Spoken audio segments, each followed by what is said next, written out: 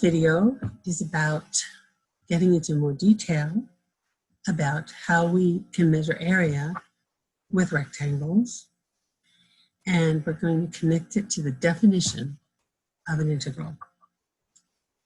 So let's start looking at a problem where we're looking at a function y equals x squared plus 2. That's this parabola.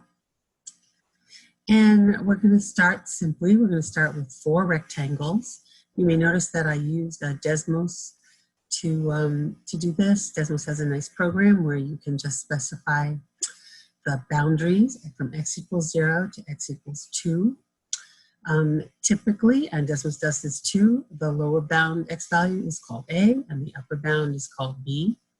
So here I'm saying we're going from 0 to 2 by letting a equal 0 and b equal 2, and specified 4 rectangles.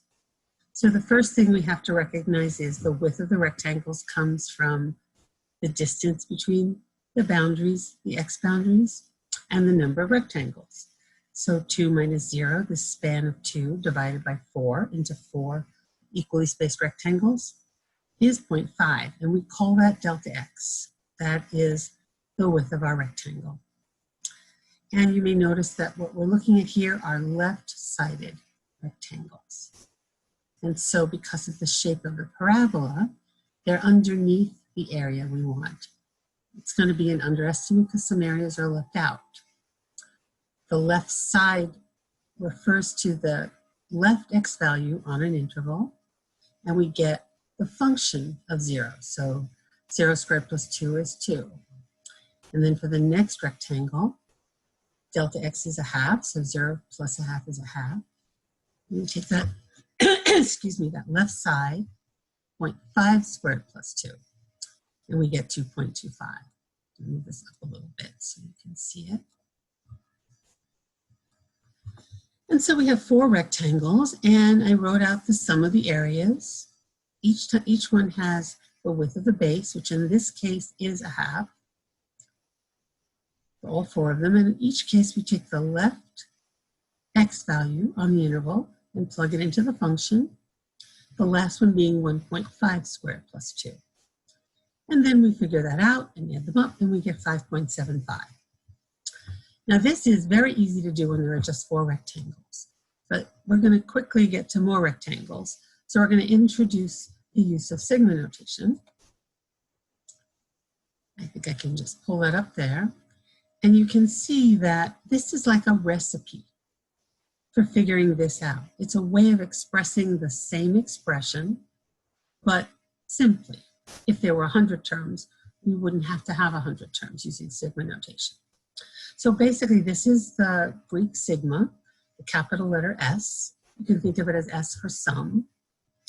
And the way we write it, it's like a set of instructions. So the value we start with, we plug in a variable, is 0, and the value we end with is 1.5. And in order to use this, we have to know what our delta x is. So our delta x is 0.5, and it happens to be in our area formulation, because we're going to add up these values. That's what this means. It means we use I as the variable here, just traditionally in sigma notation, but we could have just as easily used x. We start with 0, 0.5 times 0 squared plus 2. We add the delta x, we get 0.5 for I, and we do 0.5 times 0.5 squared plus 2. And we stop after we get to 1.5, just like we did when we figured it out by hand. But this is a notation. And this notation is going to help us use a calculator to figure out these when we have sums that are very large. So let's look at increasing the number of rectangles, excuse me, and let's see what that gets us. So I'm going to move this image up, and we're going to look at an image of 20 rectangles. Same function, x squared plus 2. Same range, x goes from 0 to 2, 0 to 2. But now we have 20 rectangles, and they are again, left-sided rectangles. You can see that on these later ones. At the height of this rectangle, it's right before the end, is clearly the left side. But these are pretty skinny, and I drew vertical lines on this graph to show you how skinny they were. And while it's pretty easy to figure out the base, the width, 2 minus 0 divided by the number of rectangles, 20, delta x is 0.1, and we're going to have 20 little areas to add up. So I did write this out, but this is quite a tedious thing to do it this way. So it's one thing to write it out. This is the expression. And it'd be another thing to add this up manually like this. 0.1 is the width of every rectangle. 0 squared plus 2. 0.1 squared plus 2. 0.2 squared plus 2. All the way up to the last one. 1.9 squared plus 2. Remember, we're on the left side, so 2 isn't plugged in. The value just before it, left of it, on its little interval, 1.9 squared plus 2. And if you do all this, and I did do it in Excel, I got 6.47. But we can also do this in our calculator. The calculator allows us to implement this sum. You can think of this as a sum. This is the sum we're going to do on the calculator. And this is going to be a sequence of values as we plug in the 0 to the 1.9, going up by 0.1 each time. We tell the calculator all these things, and it will give us this result. So now I'm going to share an online calculator and show you how we can do this.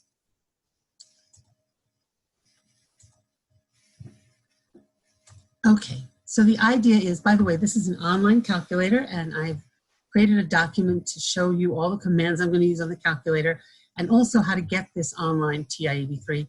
I'm assuming that not everybody has a TI-83 or 84 at home, but you can download this for free onto your computer. And this operates just like a regular calculator. I have to click on to turn it on and clear it. And now I'm going to do a sum of the sequence of function values. So first I have to find the sum, and that's under this list, which is second stat, and we scroll to math. And the sum is the fifth element, so I just press 5 and I get sum. And I want a sum of a sequence of these function values. So I'm going to do second stat, which gives me the list again, but this time it's going to be one of the operations. And in the list of operations, number 5 is the sequence. So now I have a sum of a sequence, and I'm going to put this function in first. That tells me the function I'm going to add up. So that's 0.1. I think I'm going to use the calculator instead of my keyboard. So let's, I'm sure it's going to let me back up. I'll leave the 0.1. 0.1 times, and I'm going to put in parentheses the x squared plus 1. Notice we have to use x notation because we're on the calculator. The x squared plus 2, close parentheses. The comma is right here on your calculator. You need to put in a whole bunch of data, and there are commas between them. So we did the function. Now we put in just the name of the variable. We're adding up a single variable function, so we don't have to worry about that, but you'll have to put the x in there. And now we put in this information. We start when x equals 0. We end when x equals 1.9. And the delta x is 0.1. Now we just close the parentheses for the sequence and the sum and hit enter, and we get 6.47. And that's a really effective way of adding up these sequences, and then you don't have to worry about how many rectangles you have. Okay, I'm going to hit new share again and go back to our functions with all the rectangles. Okay, so you're never going to have to do 20 rectangles by yourself. Again, you're going to have a document that you'll soon see on the classroom, and you'll be able to do it with the calculator. But realize something, that 6.47 is bigger than when we got 4 rectangles, right? With 4 rectangles, we got 5.75, and that was leaving a lot out because we had those big spaces. Remember these big spaces? So we knew this was too little. And when we reduced the spaces, we got a bigger number, 6.47, but maybe we can do better. This is still an underestimate. So we're going to try 100 rectangles. And we can do 100 rectangles now because we don't really have to worry about doing it by hand. We just have to put the right numbers in our sigma notation, our Riemann sum. We'll talk a little bit more about the mathematician it's named after later. We just have to put the right things in the calculator. We don't have to worry about writing out 100 terms. So let's just carefully figure out what the data is. So if we have 100 rectangles, we take the space, 2 minus 0 divided by 100, and the width of each is 0.02. And if we're still doing left-sided ones, the first left side is 0, and the last one is 2 minus 0.02, or 1.98. So our sigma notation would be go from 0 to 1.98. We know our delta x is 0.02. We have the same function, the base times the height, 0.02 times the I squared plus 2 or the x squared plus 2. And now we're going to use the calculator to figure that out.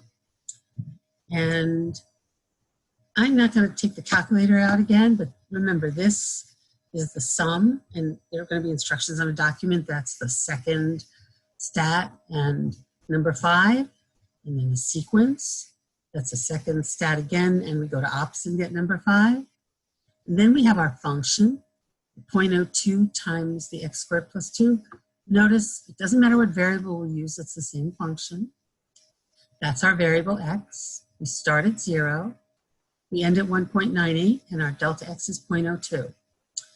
And when I do it on the calculator, I get 6.62, which is even bigger than 6.47, what we got before.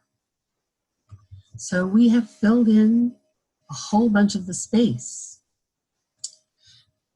And now we want to know, how close is that to the real answer? What is the real answer? Well, as you might be guessing, somehow or other, the antiderivative of the integral is going to give us a real answer. So let's do what we've been doing and try to use the antiderivative and compare what we get. But let's try to be a little bit more precise. So this says the integral of x squared plus 2 dx. And this is an indefinite integral because it doesn't have numbers here. It doesn't have limits of integration. You just get a general form for the antiderivative. And it has this c, and we don't even know what the c is. So let's try doing what we call a definite integral. A definite integral has limits of integration from 0 to 2. And what this means is, you find a general expression for the antiderivative, but you plug in the 2. That's the upper limit of integration. And whatever you get for that, then you subtract, get the same antiderivative, but we plug in the 0, the lower limit of integration. So this is an arithmetic rule for a definite integral. This is not something you're supposed to be memorizing yet. It's something you're going to just marvel at for the moment. So we're going to figure this out. It's going to be at 2 cubed over 3, plus 2 times 2 plus c. And then we're going to subtract what we get when we plug in 0. 0 cubed over 3 plus 2 times 0 plus c. And just simplifying, we get 8/3 plus 4 plus c minus c. And that's kind of a nice thing to notice, that the fact that we didn't know what c was doesn't matter, because c minus c is 0. And we get, to simplify it, 8/3 plus 12/3, 20/3, or 6.67. And look how very close that is to 6.62. Well, really what we got before was closer to 6.63. 6.63. And if this is the correct answer, very close to 6.67. So 100 rectangles was very good. But how do we know that this is really the area? Like, how could an antiderivative know what our concept of area is anyway? Well, it turns out, and I'm going to give you your first definition of an integral here, that an integral is not really area. We kind of all knew that it couldn't be that. An integral is a sum. And it's a sum of what you could think of as infinitely skinny rectangles. And it turns out that because an integral is just a sum, it can be used to find out all kinds of things, area, volume, and other pieces of information. But it's really a very scientific sum. It doesn't know anything about the things we care about. So we have to be careful how we use it. And here's our definition of an integral. A definite integral from a to b of f of x dx is the limit as delta x goes to 0. Delta x is the width of the rectangle. Delta x is getting infinitely small, so that's the infinitely skinny thing. And f of x is the height. And notice this f of x sub I. So x sub I, the first x sub I, x sub 1, if you will, starts at a, and the last one is b. But it's a little hard to understand what this means when, if we have an infinitely skinny delta x, we must have an infinity of these numbers. That's more clearly seen over here. Delta x is the width of the interval. Before it was 2 minus 0, here we put b minus a, divided by n. If you remember your limits, if this is going to 0, then n must be going to infinity. So that means we have an infinite set of infinitely skinny rectangles. So what we're leading with here is the more rectangles, the better the estimate. We can use the calculator to get the sum of the area of lots of rectangles, 100, 1,000 or more. But the reason that it seems that we get answers so close to our integral, because our integral is a sum. It's a much more particular sum. It's the limit as delta x approaches 0, as the width of our concept of a rectangle approaches 0, times the height of the rectangle at each of the infinite points on the function. It's quite a lot to think about, and it's enough for now. See you soon.